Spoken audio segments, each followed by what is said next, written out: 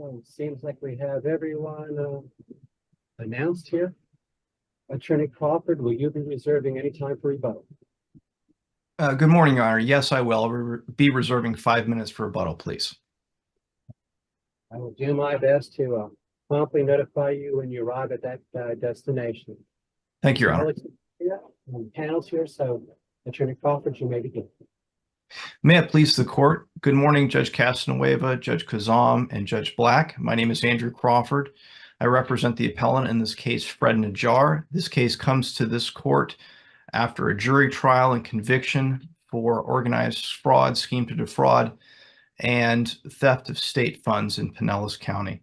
I've raised approximately 6 issues on appeal, whether the evidence was sufficient to convict the appellant of scheme to defraud or theft of state funds, whether the appellant was entitled to a new trial when the jury instructions were flawed, whether the trial court improperly restricted appellant's direct examination, whether fundamental error occurred when the jury learned of multiple other alleged crimes, whether the appellant was entitled to a new trial based on closing arguments made by the prosecutor during the rebuttal argument, and whether there was in fact cumulative error.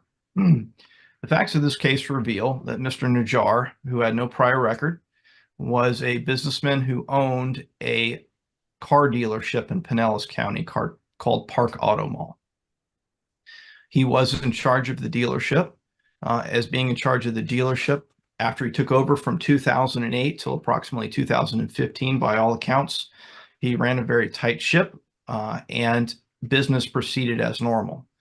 Unfortunately, a business partner of his, Mr. Eide, fell ill, and as a result of that, he ran into some financial hardships. During the time that is alleged in the information, but specifically what was presented at trial, was the testimony of approximately 23 different individuals who attempted to trade cars into Park Auto Mall. There were multiple contracts. I believe the records in this case is almost approximately 45,000 pages. In preparation for today's oral argument, I went through a great majority of those records, especially as related to the 23 alleged victims in this particular case. And what was going on there allegedly was that the lien was not being paid off on the trade-in vehicle. That happened multiple times, right? 23 times, according to the people that testified there at trial, Judge Black. I think it's important to note that on not a single one of those contracts or any of the paperwork was Mr. Najjar's signature as related to those 23 transactions. Furthermore, Mr. Crawford, I think one of the things, in order for the state to prove a scheme, and I think that was the crux of your appellate argument, wasn't there evidence in the record, if you look at the transcript, that it was a customary practice for Mr. Najjar to hold the checks, and it was specific, that were created for the GAP policy, the GAP policies or warranties. And also, there was also, and this is replete in the trial, he also didn't refund customers the actual cost of the automobile tag. And it was presented in such a way that the only time if a customer is affected, the more vocal they become, the more upset, then finally he would do something. But there was evidence that this was a scheme, it was his customary practice. So how do you reconcile your position that the state failed to prove that scheme when there's replete evidence that this was his customary practice to do that? Well, just Kazam, the question becomes, in this case, there was a specific information that alleged a time frame from 2013 to about 2018. What was actually presented at trial was actually a very short window of time that the 23 customers testified. That was from October 1st of 2015 through approximately January the 31st of 2016. That's what formed the basis for the scheme to defraud, according to the state attorney's opening statement, closing statement, and the evidence presented at trial. The question becomes whether or not Mr. Najjar had the intent to defraud those 23 customers. Isn't that something the jury's entitled to consider based on the fact that he did this repeatedly? I'm sorry, Judge Black, can you repeat the question? That's a classic jury question on intent, isn't it? It is not, based on the case law that I've submitted in my argument in the actual briefs itself. There is numerous cases involving contractual disputes, most specifically as it relates to construction contracts, which I would submit the contracts in this case are very similar to, that say essentially if there's a breach of a contractual obligation for the future payment of funds, that alone is not sufficient to convict for grand theft, or I would submit to this court for theft of state funds or scheme to defraud.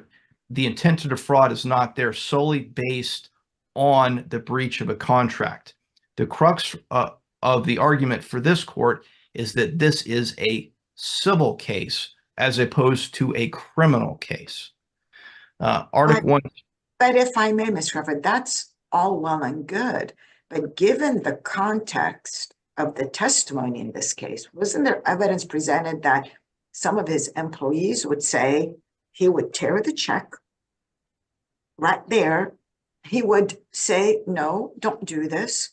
So it's easy to say it's a civil, he's a businessman, financial difficulties, but the state was able to prove that pattern, that for scheme, when you have your own employees say he's the one that's in charge of everything, and he's the one that directed us, and they actually have seen him tear the check, don't do this, do not provide this.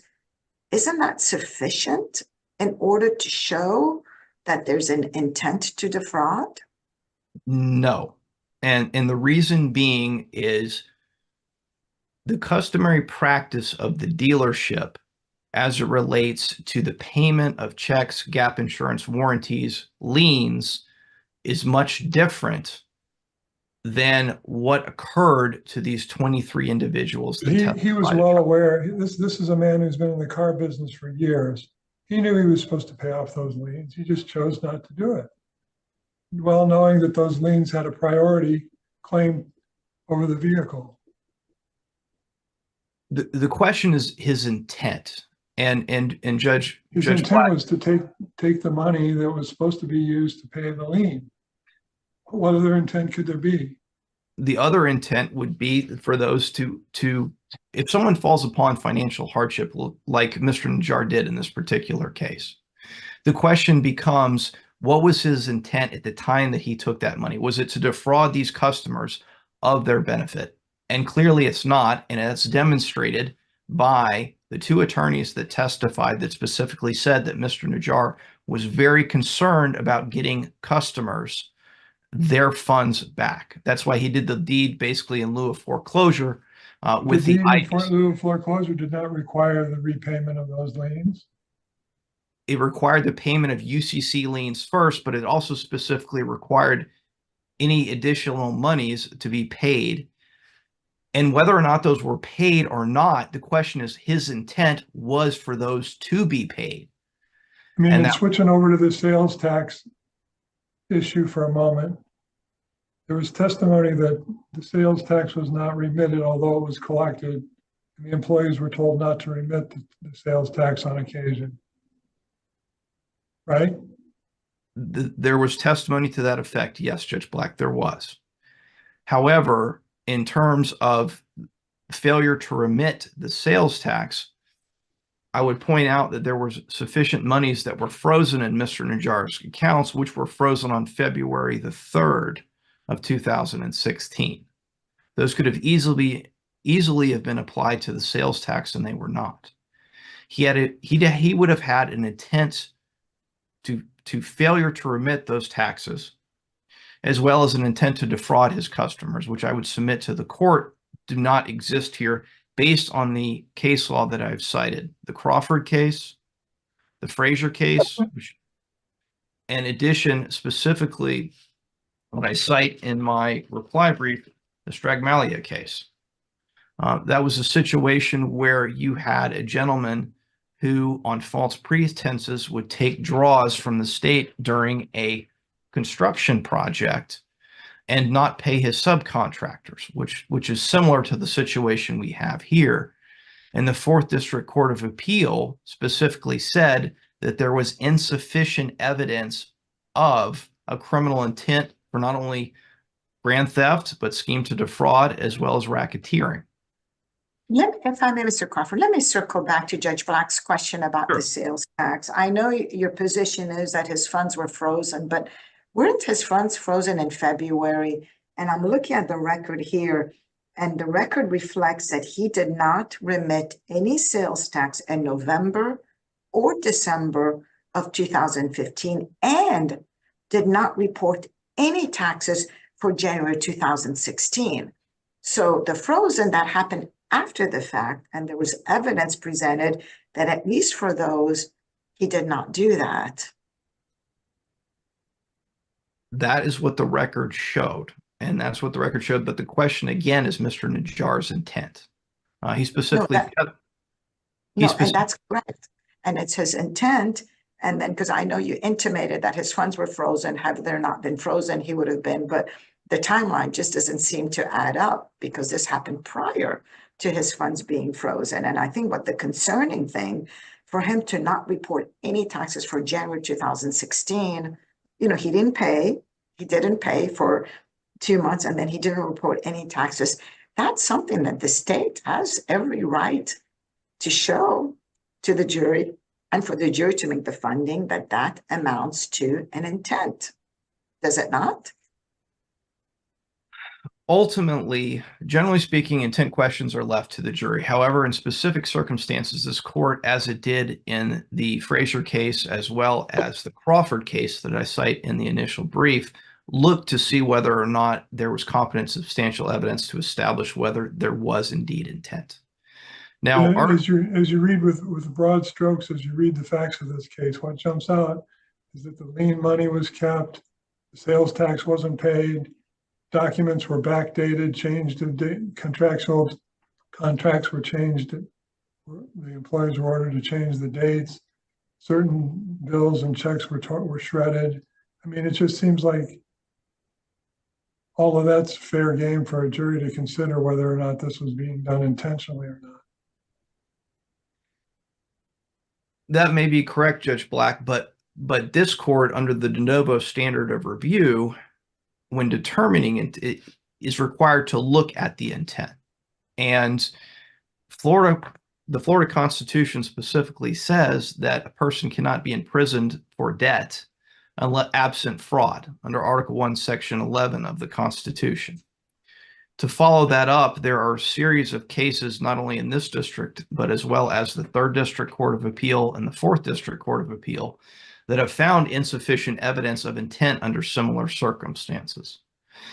I've cited those within both the initial brief and the reply brief. And the other question is, Mr. Najjar testified that he didn't have the ability to make tax payments. The fact that you fail to remit tax payments is insufficient of criminal intent to potentially defraud the state, especially if you don't have the funds available to pay off those taxes. That again goes to Article 1, Section 11 of the Florida Constitution. And Judge Black and Judge Kazam, as it relates to the shredding of checks, the great majority of this testimony in relation to shredding checks and the business practices of Mr. Najjar came from the state's first witness, Cheryl Beatty. I would point out that Ms. Beatty left the business in September of 2015, which is before the 23 of these alleged victims' liens were not paid off. So the fact that she alleges a customary practice of business that occurred prior to the alleged victims in this case, where this was supposedly taking place, is immaterial and doesn't relate to Mr. Najjar's intent as to October 1st, 2015 through January the 31st of 2016. This is especially so when he was extremely concerned, according to both lawyers who drafted the final agreement, the deed in lieu of foreclosure, that he was extremely concerned in making sure that the customers' cars and liens and any outstanding debts were paid off. That's what speaks to his intent here, because he intended for the deed in lieu of foreclosure when he fell upon hard financial times for the balance of the, not only for the taxes to be paid to the state of Florida, but for the funds to be remitted to the affected car owners here. That's what his intent was. And that was the sole defense that he had in presenting to the jury. Counsel, you're at 15. Thank you, Judge Castellaneva. I will reserve my balance for the time. Thank you. Good morning, Your Honors. James Just a Ellison. second. Let me clear your time unless you want to start at 15. I prefer to start at 0, Your Honor. I thought so. I think we're on the same page there. Okay, we're good. Thank you so much, counsel. Good morning, Your Honors, and may it please the court. My name is James Ellison, and I represent the appellee, the state of Florida, in this case. Your Honors, this was a scheme to defraud, organized fraud in this case. As Your Honors alluded to, Mr. Najjar operated Park Auto Mall, an automobile dealership. And I'd like to point out to Your Honors that essentially when you're dealing with automobiles, title is essential in these cases. And this is not a simple services contract or a contractor failing to pay a subcontractor kind of issue. You're dealing with a sale of goods. And when you're dealing with the sale of goods, the Uniform Commercial Code applies. And so under those provisions, you have different obligations, and you have different obligations under the Florida statutes when you're a motor vehicle dealer. So to the extent that they're arguing that this is a simple common law contract or a failure to pay, it's not that, because you're dealing with a sale of goods by a motor vehicle dealer. He's acquiring a traded-in vehicle subject to a pre-existing security agreement or pre-existing lien. He is obligated to make the payoff payment under Section 319.24, subsection 5, subsection A, within 10 days. So the statutes don't give him an in perpetuity parameter to make the payoff payments. And similar to that, he also has to obtain, he has to file certain documents with the state to get the state to release title back to the dealership. So without doing that, he is essentially, when he resells these vehicles, they're sold subject to the pre-existing security agreement or pre-existing lien, and they're sold without a title. And there's evidence in the record that these customers go back realizing that they cannot title their automobiles, and Mr. Najjar will issue temporary license plates to them. And so, Your Honors, I would submit that he knows, you know, as Your Honors alluded to, he'd been in the car business for quite some time before he became the owner, or as I submit, the named executive officer of the dealership, that he had worked there prior. I don't know, remember if he was the finance manager or the general manager, but there was evidence that he had worked there prior. And so he obviously knew how to do things, what forms to file with the state, how to transfer title to the dealership, and how to resell an automobile under a valid sales contract. And I would submit, Your Honors, that this is a fraudulent scheme. There was evidence that it was ongoing. There's evidence that it was systematic, and he obtained the property under that scheme. And if Your Honors have any questions about the yes, sir. I do have a question. During the course of Attorney Crawford's presentation, he referenced a series of cases that dealt with, as he phrased it, construction contract. My recollection is I authored one of those cases. I think I followed Judge Altenberg's opinion. The point that I seem to recall about those cases after reviewing them, they all pertain to an intent as to a theft charge. Does that reasoning translate in the same way, in the same manner, to a scheme to defraud, or is it limited to theft? Your Honor, I would submit that's limited to theft, and the reason being is because you don't necessarily have to obtain the property for the intent to arise for a scheme to defraud. Now, obviously, to have criminal charges, you know, you have to have the intent to obtain the property, but mere fact that you have a theft and that there are certain parameters or certain things that apply to a theft don't necessarily amount to a scheme. And for instance, Your Honor, if you're dealing with, a contract of a theft for a simple service or a failure to pay, a general contractor receiving money and the failure to pay a subcontractor, I would submit, Your Honor, that that's more, a common law contract scenario where you're not dealing with a sale of goods that are subject to a certificate of title, Your Honor. And I think Your Honor's decision may have come, I don't want to speak for Your Honor, Your Honor. Yeah, I it's just hard think- for me to go back that long ago, but it was a while back. Now, I noticed there was, in those cases, there's a bit of a temporal analysis because of the grand theft statute. And that's at the time the contract was, if I recall correctly, was entered. Whereas the temporal component of a scheme to defraud seems to transcend a little bit more time, or go over a longer period of time that may encompass the ability to form the intent. And I didn't know if the state had any argument they want to present, or we've already answered that. That was part of my concern in this case. Sorry, Your Honor, I apologize for talking over you. I'm fine. I would submit that, yes, they are different because a theft could be a one instance kind of thing. So if you're dealing with, an ongoing kind of theft, you'd probably be looking more as an organized type of crime.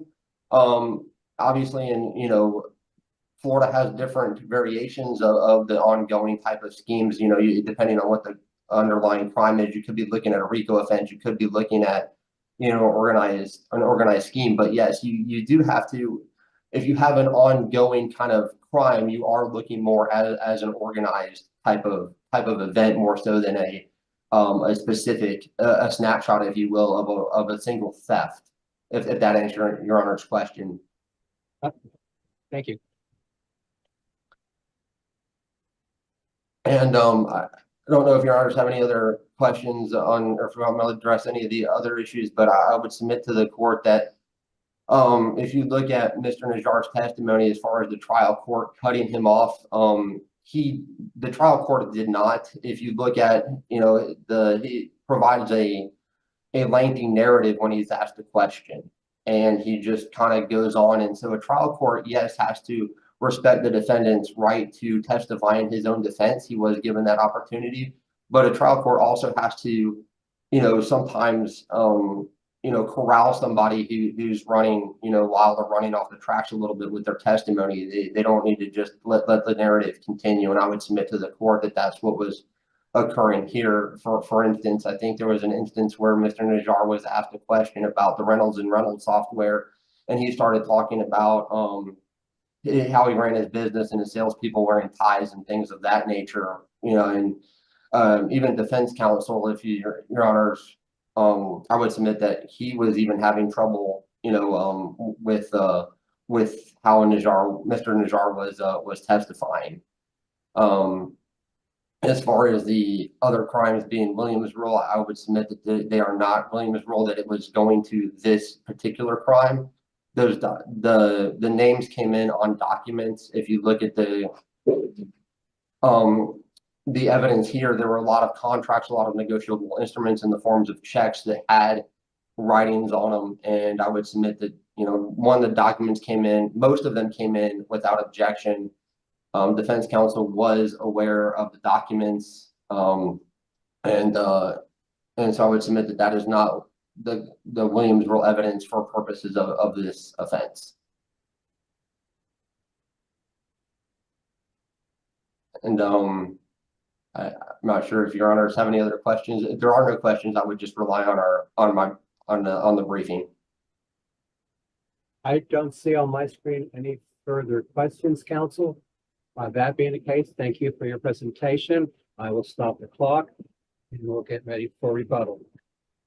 Thank you, Your Honors.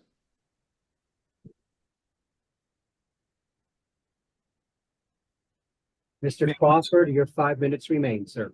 Yes, sir. Thank you, Your Honor. Judge Castanueva, to a point that you raised, you authored the Frazier case, which was done in 2013. And the question that I believe you had for the state was whether or not there's a difference between scheme to defraud and grand theft. When I looked at those cases, it talked about a contract, and it seemed to be the focus was directed to the time or the moment of contract formation, and did the requisite intent appear at that time? And my concern is, as to a scheme scheme to defraud, does that change the temporal points, data points in terms of formation of intent? In terms of formation of intent, the difference between grand theft and scheme to defraud is scheme to defraud has an ongoing course of conduct component, which is an element of the crime, whereas grand theft is not. However, the courts have made it very clear that the Florida Supreme Court especially is that scheme to defraud and grand theft cannot be charged together.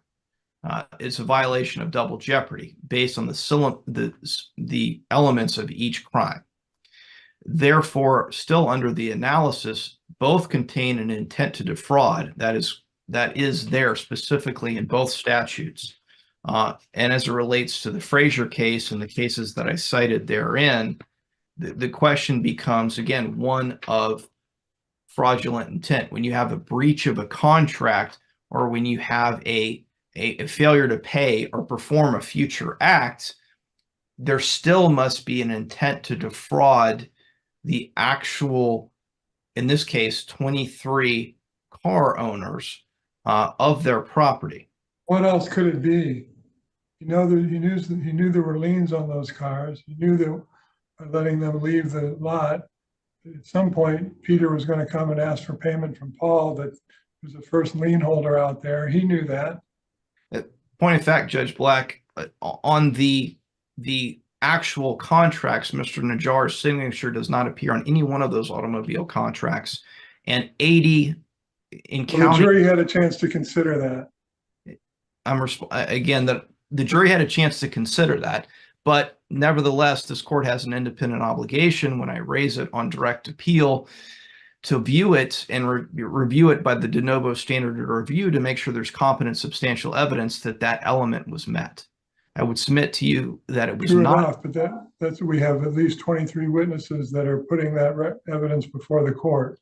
That is correct, Judge Black. But of those 23 witnesses, the overwhelming majority, well above 80%, never even had a conversation with Mr. Najjar as it relates to their specific vehicle.